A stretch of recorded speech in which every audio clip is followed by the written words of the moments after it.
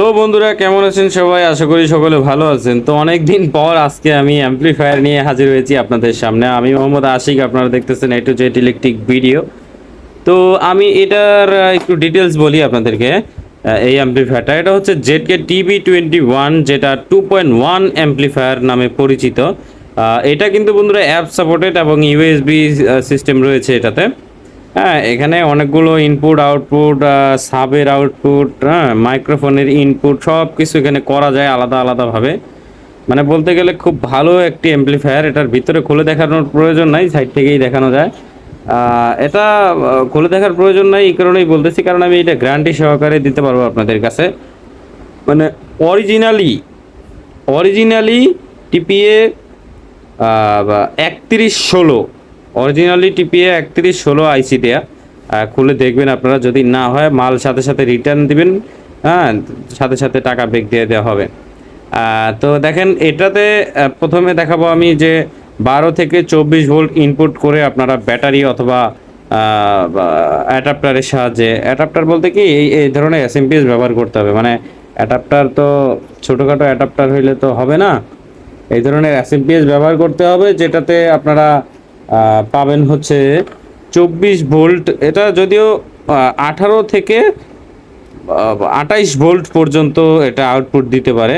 এই যে প্রিএম্প আছে এখানে, আমি দেখাই আপনাদেরকে। এই যে এখানে প্রিএম্প আছে, এখানে স্ক্রুড্রাইভার দিয়ে এটা ঘোরালেই ভোল্টেজ কম বেশি করা যায়। এখানে অনেকগুলো আউটপুটের লাইন আছে, আমি যদি দেখাই দিই আপনাদেরকে। এই দুইটা হচ্ছে এসি লাইন, এটা গ্রাউন্ড, এটা না থাকলেও চলে। এই দুইটা এসি লাইন, এবং ভোল্টেজের এই তিনটা হচ্ছে মাইনাস এবং এই তিনটা হচ্ছে প্লাস, যেন আলাদা আলাদাভাবে লাগানো যায়, এই কারণে অনেকগুলো স্ক্রু দেয়া। এটার সাথে ফ্যানও আছে, এটা হিট হইলে ঠান্ডা করার জন্য।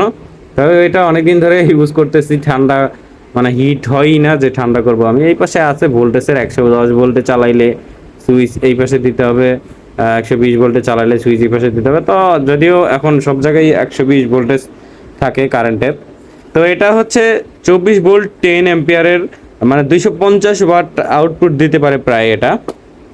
তো এই এসএমপিএসটা এই অ্যাম্পলিফায়ারটার জন্য পারফেক্ট, কারণ এটা হচ্ছে totally 50 plus 50 plus 100 watt output দিতে পারে।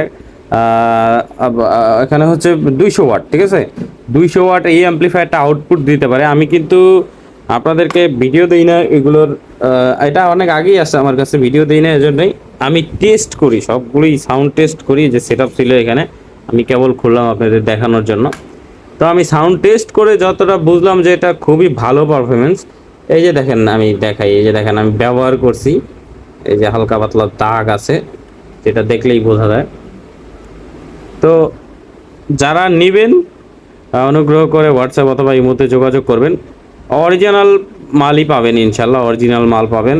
তো এটার দাম আর এটার দাম সব কিছু জানতে হইলে অবশ্যই স্ক্রিনে দেওয়া হোয়াটসঅ্যাপ অথবা ইমো নম্বরে যোগাযোগ করবেন। এগুলোর দাম একটু বেশি। আর এটা দিয়ে আপনারা যেটা চালাতে পারবেন, যে বললাম 50 প্লাস 50 প্লাস 100 ওয়াট।